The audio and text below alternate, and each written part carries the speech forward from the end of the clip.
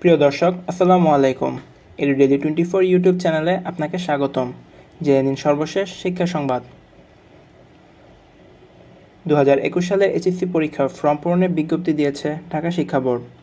Corona পরিস্থিতির মধ্যে পরীক্ষা হবে কি না এমন অনিশ্চয়তার মধ্যেই এই বিজ্ঞপ্তি প্রকাশিত হলো।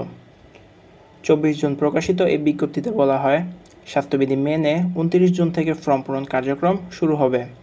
শেষ হবে 11 জুলাই 2021 তারিখ।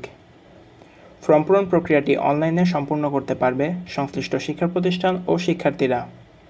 এবারে এইচএসসি পরীক্ষা উপলক্ষে কোনো নির্বাচনী পরীক্ষা হবে না, তাই এ সংক্রান্ত কোনো ফিও নেওয়া যাবে না বলে বিজ্ঞপ্তিতে উল্লেখ করা হয়েছে। বিজ্ঞপ্তিতে আরও বলা হয়েছে, বিজ্ঞান শাখার জন্য 2500 টাকা, মানবিক এবং ব্যবসা শিক্ষা শাখার জন্য 1940 টাকা করে ফি নির্ধারণ করা হয়েছে। বিজ্ঞপ্তিতে কলেজগুলোকে সতর্ক করে বলা হয়, নির্ধারিত ফির চেয়ে বেশি ফি আদায় করা যাবে না।